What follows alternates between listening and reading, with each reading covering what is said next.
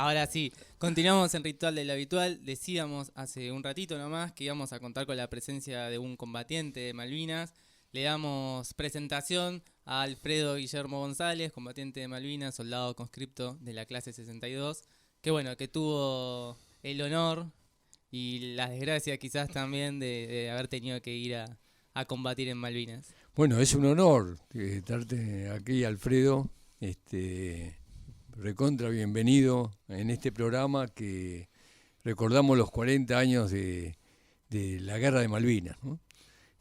Una guerra que fue muy importante para el momento que se vivía y además porque señaló lo que era la situación real que vivía la Argentina de confrontación con una potencia extranjera que viene ocupando desde hace muchos años un territorio que es nuestro. Así que bueno, ¿qué vivencias tenés de los 40 años?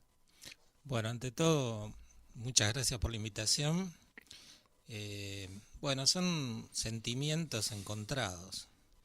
Eh, lo que uno más siente es el hecho de que todavía no se haya podido recuperar el territorio nacional y que cada día estemos más lejos de recuperarlo.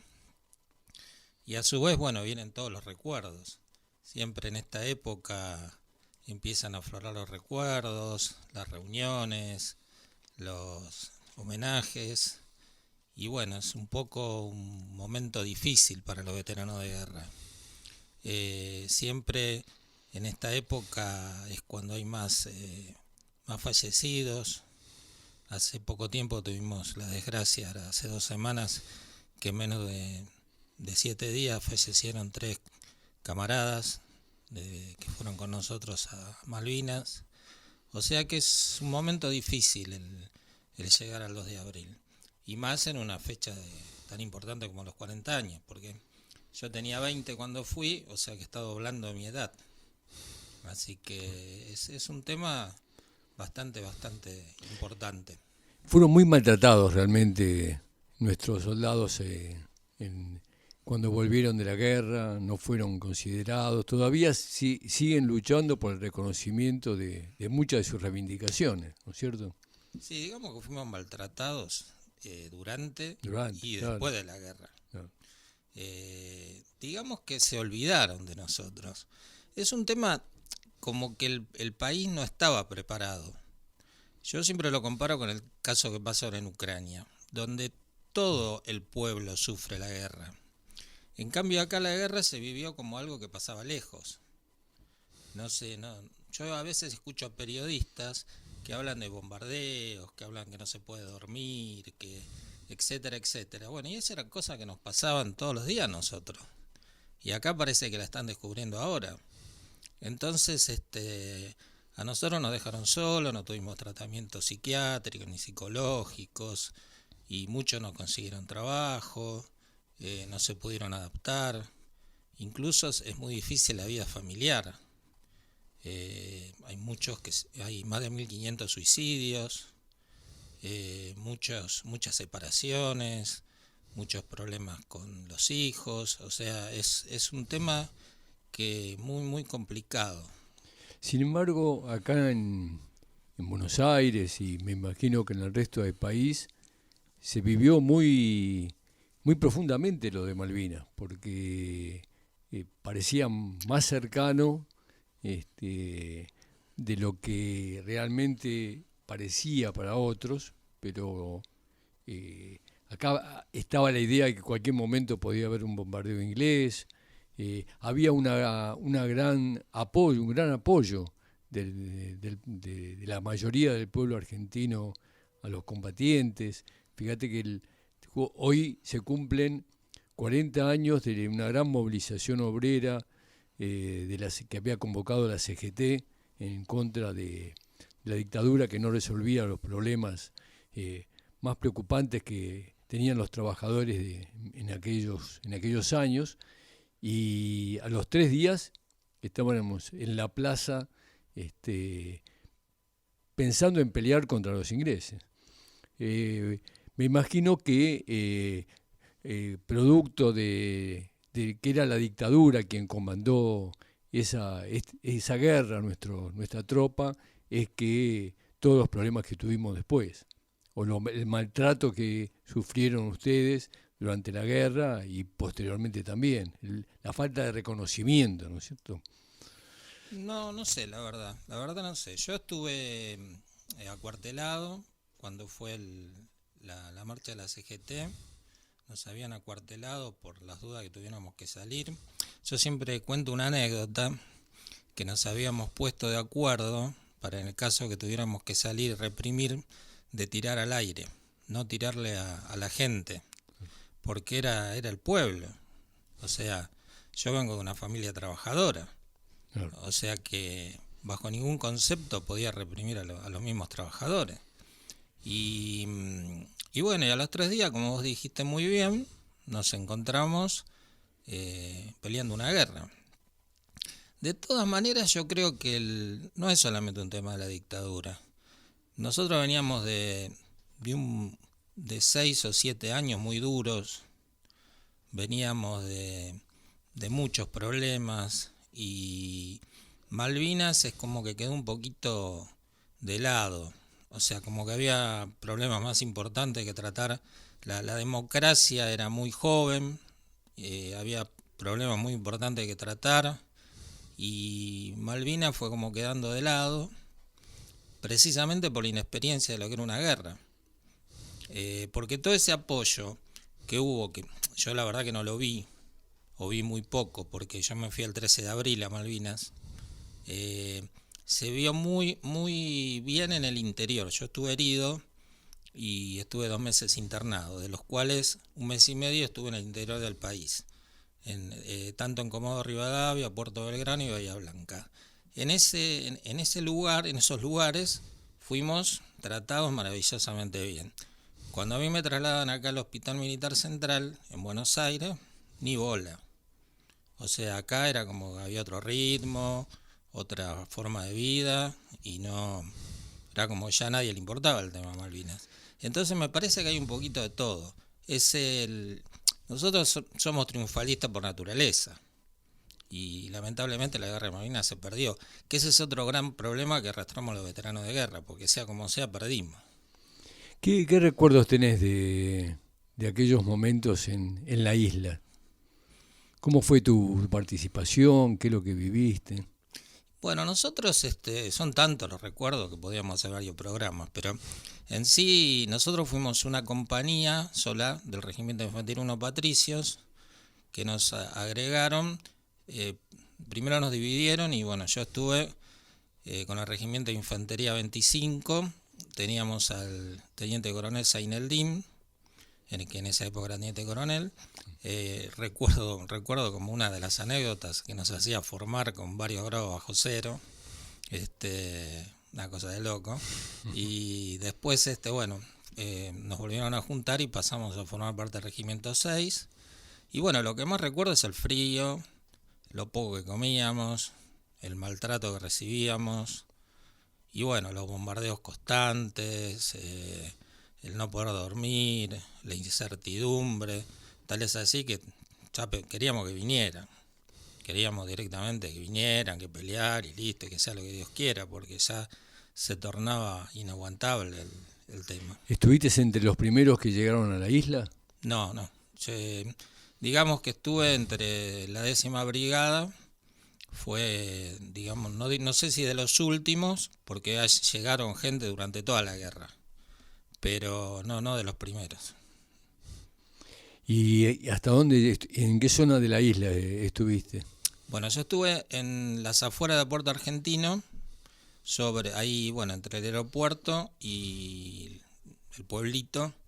Había un camino, el único camino asfaltado que había en la ciudad, y nosotros estábamos, digamos, como frente al aeropuerto, pero al otro lado del camino, hacia un costado, sobre el mar. Estábamos más o menos a 2 kilómetros de la costa, previendo un desembarco británico directamente sobre Puerto Argentino. Así, no llegaste a estar cuando desembarcaron los ingleses, ¿sí? No, por los ingleses desembarcaron en San Carlos. Claro. Ellos desembarcaron donde no había nadie, en el estrecho de San Carlos, y se vinieron de San Carlos, digamos por el otro lado vinieron, por el lado de de las colinas, Monte London, dos hermanas, Harrier, etcétera, etcétera. Vinieron por ahí. Yo a su vez, a mí me evacuaron el 13 de junio, o sea que yo no llegué a estar en la rendición. O sea que, por suerte, cuando llegué ondeaba la bandera argentina y cuando me fui también. Claro. Hubo muchos errores en la conducción de esa guerra por parte de la Argentina, lo que se tardó en entrar en combate posiblemente. Se esperaba la intervención norteamericana que iba a evitar la confrontación, no lo que se llegaba acá a Buenos Aires, que no iba a haber casi confrontación. Se esperaba una negociación con Reagan,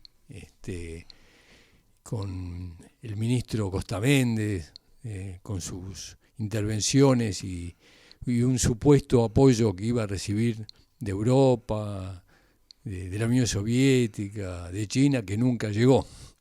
Sí, nosotros estábamos bastante al margen de todo eso. Claro. O sea, también teníamos la esperanza de que nuestros diplomáticos y nuestros gobernantes fueran lo suficientemente inteligentes para darse cuenta de que no teníamos ninguna posibilidad de ganar. Independientemente del heroísmo y de todo lo que se hizo, que fue lo máximo, creo, y de los errores que cometieron los generales, obviamente. Desde mi punto de vista, y yo que siempre me ha gustado la historia, conocía cómo es el Reino Unido y sabía que iban a venir y sabía que no nos iban a quedar tranquilos entregando las islas. Pero pensé que iban a ser lo suficientemente inteligentes como para no entrar en una confrontación. Pero bueno, lamentablemente tampoco creo que Reino Unido quería una solución, porque a ellos les convenía más mantener las islas, es un lugar estratégico, y bueno, ahí tienen una guarnición muy importante que domina todo el Atlántico Sur y tienen una proyección hacia la Antártida muy, muy grande. Tienen la base militar más grande del Atlántico Sur, con más de 2.000 soldados de la OTAN ahí fijos, digamos. Claro, es un lugar estratégico para toda la política internacional y para cualquier tipo de confrontación que pueda haber no solamente en la zona, sino en toda América, ¿no? Y bueno, por ejemplo, ellos en la Primera Guerra Mundial interceptan con una flota que tenían en Malvinas, interceptan una flota alemana que viene navegando por el Pacífico y cruza el Estrecho de Magallanes, claro, y la hunden. Y en la Segunda Guerra Mundial, cuando está la famosa batalla del Río de la Plata, ellos la flota la tenían en Malvinas. O sea, los buques de Malvinas interceptan al buque alemán. Recién contaste que tanto en Comodoro Rivadavia como en Bahía Blanca fuiste muy bien tratado. Sí. Tuviste contacto además de la parte médica por la cual habías ido, tuviste contacto con la gente, con los habitantes, con los provincianos tanto de Chubut como los bonaerenses.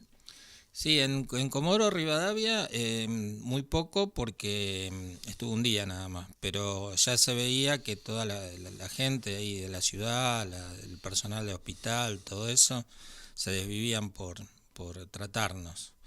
Ya en Punta Alta, que estuve un mes, bueno, ahí era increíble, porque nos iban a visitar, nos llevaban regalos, nos iban a hacer compañía. En el caso mío, yo tenía a mis padres que enseguida fueron, se quedaron conmigo, pero en el caso de muchos conscriptos que eran del norte, que muchos no sabían escribir ni leer, había un grupo de voluntarias que se encargaba de mandarle carta a la familia, de hablarle por teléfono, de llevarle las donaciones. Lo mismo en Bahía Blanca. En Bahía Blanca nos sacaban a pasear, porque yo ya estaba mejor, nos llevaban a conocer la ciudad. O sea, el trato era excepcional, la verdad excepcional. Hay, por ejemplo, una importante cadena de videojuegos había puesto todos los juegos en el hospital de Bahía Blanca para que pudiéramos jugar gratis. O sea, era muy, muy, muy bueno el trato. Bueno, ¿qué reflexión final nos podés dejar sobre Malvinas? Y la reflexión final es que yo ahí en Malvinas conocí a la que es mi señora, que era voluntaria, y la madre de mis 2 hijos. Claro. Así que fue una cosa que sin la guerra no hubiera pasado. Eso es lo más rescatable. Y bueno, y después que yo a veces veo que hay mucha desmalvinización y a veces me da miedo el hecho de que hablemos tanto de paz, de como que no hay que defender lo nuestro, como que tuviéramos miedo de defender lo nuestro. Y yo, si bien no propongo una guerra, ni mucho menos, pero creo que uno hay que tener firmeza en defender lo nuestro. Y bueno, que Dios no quiera, pero que si algún día tenemos que volver a entrar en una guerra, que no tenemos que asustarnos y tenemos que defender lo nuestro, pero que sea de una forma democrática, o sea, que no sea bajo un gobierno que nos impuso algo que si lo hubiéramos pensado, que si hubiera pasado por una Cámara de Diputados y de Senadores no hubiera pasado nunca. Hoy, gracias a Dios, con todas las imperfecciones que tiene este sistema, es mucho mejor que lo anterior, y hoy eso no hubiera pasado. Así que esa es la reflexión, y sobre todo un saludo a todos los veteranos que pueden estar escuchando, que bueno, se cumplen 40 años, yo a veces digo que tengo 40 años porque nací de vuelta. Y creo que más o menos todos los que volvimos nacimos de vuelta, y bueno, y un gran recuerdo a todos los héroes que quedaron, a los que no quedaron en Malvinas pero se fueron perdiendo con el tiempo, y Dios quiera que se puedan solucionar los problemas que tenemos en estos momentos, y bueno, que vivan la mayor cantidad de tiempo posible. Yo, antes de que te vayas, si te podés quedar unos minutitos más, sí, cómo no, me gustaría que escuchemos un tema y que ahora sigamos hablando para hacer unas últimas preguntas, aunque sea.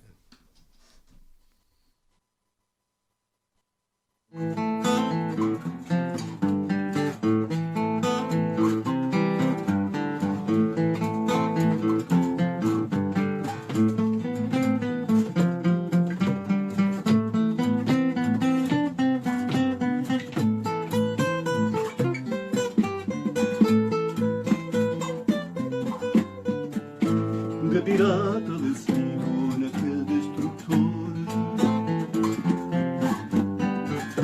había sido elegido por el interior. Al otro lado del mar él solo quiere volar y así poder saber lo que es la libertad, sin saber el razón la guerra los unió, y en las aguas oscuras hoy yacen los dos.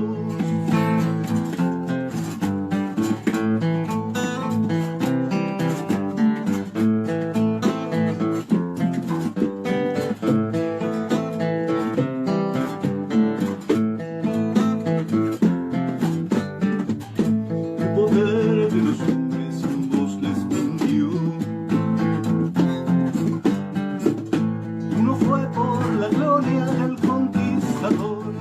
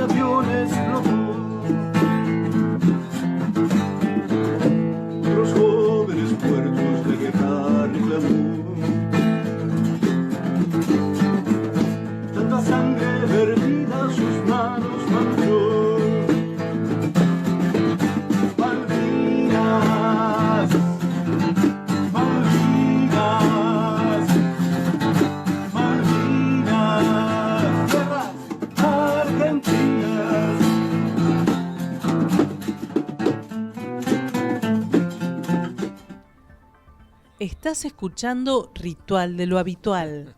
Ahí va. Recién estábamos escuchando Malvinas de la banda Botellero. Un tema, nos contabas que que esta banda amiga, tanto tuya como de otro veterano de guerra, les compusieron, ¿no? En homenaje.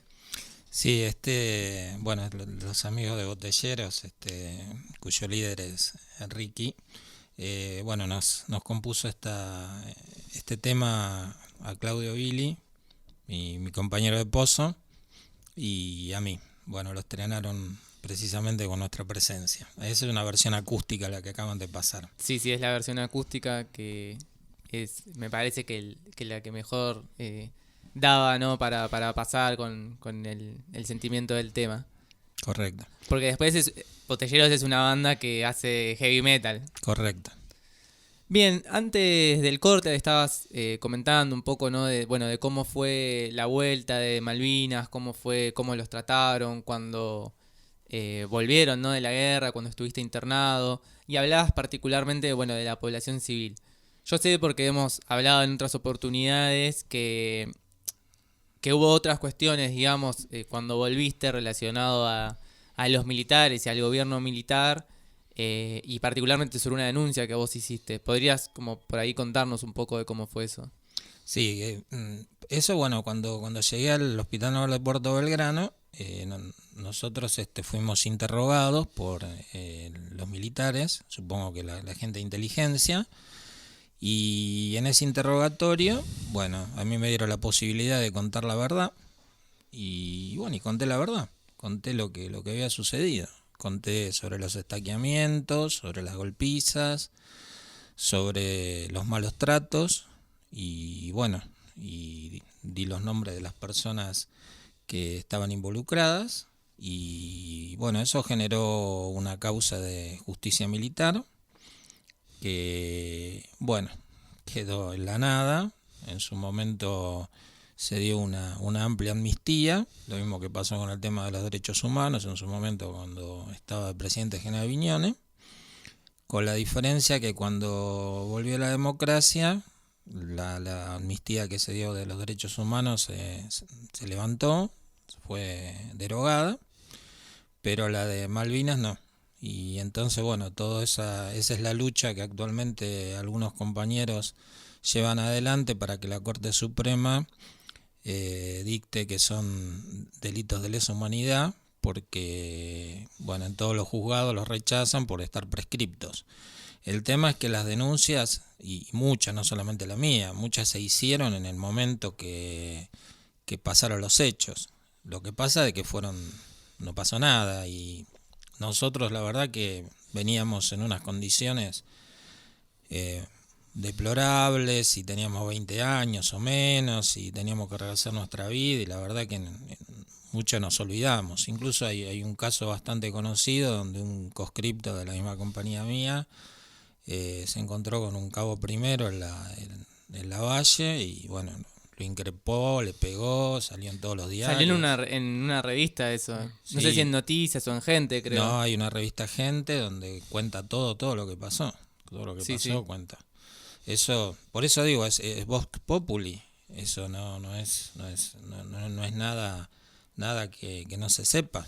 Así que, pero no se hizo nada, y ahora cuando se quiere hacer algo nos encontramos con eso. Casualmente la semana pasada hubo una concentración ahí en la Corte Suprema para que se expida como delito de lesa humanidad. Es muy difícil, pero esperemos que se pueda encontrar justicia. Ya uno de los acusados falleció, pero esperemos que se pueda encontrar justicia por todo lo que pasó, que no tenía nada que ver con la guerra. La verdad que no. Bueno, nosotros seguimos reclamando, nos sumamos al reclamo de los soldados malvinenses, a los soldados que pelearon en Malvinas, y en el intento de sumarnos también a estar en contra de la desmalvinización, de ese proceso por el cual nos quieren hacer olvidar de que las Malvinas no solamente son argentinas, sino que tenemos derecho a conquistar nuevamente la soberanía sobre ellas. El sábado estaremos recordando en un homenaje a todos ustedes, a todos los que pelearon y a la lucha por Malvinas en Retiro, en el cenotafio. Claro, en el cenotafio de Retiro el sábado 2 de abril. Una cita de honor para todos. Sí, sí, nosotros vamos a estar en el cenotafio de Campo de Mayo. Y bueno, y después tenemos una reunión en Patricios. Y bueno, y después tenemos charlas. Nosotros solemos ir a dar charlas en los colegios. Los colegios ellos mantienen vivo mucho el tema Malvinas, la llama de Malvinas. Los docentes, gracias a Dios, muchos docentes mantienen viva la llama de Malvinas, y bueno, nosotros tratamos de aportar nuestro granito de arena para que se siga hablando del tema, sobre todo a los chicos, que son el futuro del país. Muchísimas gracias, un gusto haberte tenido acá en el programa. Bueno, gracias a ustedes. Hemos aprendido siempre algo nuevo de cuando hablamos de este tema, a pesar de que hemos leído bastante y adherimos desde aquella época a la lucha por Malvinas, por las Malvinas. Bueno, muchas gracias. También, me sumo al agradecimiento, al saludo. Como decías vos, tanto Alfredo como Gabriele, creo que el tema de Malvinas es un tema que es una causa nacional, ¿no? Muy cercano, muy popular, me parece que como pocas, ¿no? Y el derecho no solo a conquistar esa soberanía, vos decías, Gabriel, sino también a tener en claro que Inglaterra es un país opresor que está ocupando nuestro territorio. Creo que gran parte de la desmalvinización que es efectiva en nuestra sociedad, lo que hace es buscar borrar eso, ¿no? Bueno, como correr del eje a Gran Bretaña, ¿no? Como un país colonialista que ocupa nuestro territorio en concreto, ¿no? En las Malvinas. Lo que fue impresionante, perdón que interrumpa el final, sí. Es que durante esos, 2 meses, nunca como antes tuvimos tanta conciencia de que éramos un país dependiente y de que estábamos confrontando con un país imperialista. Y eso se notó incluso en la música, en las manifestaciones, en el hecho concreto de empezar a borrar todo aquello que tuviera que ver con los ingleses. Sí, sí. ¿No? Y me acuerdo una farmacia que los empleados obligaron a cambiarle el nombre, ¿no? Creo que se llamaba Franco Inglesa y se empezó a llamar Farmacia Franco.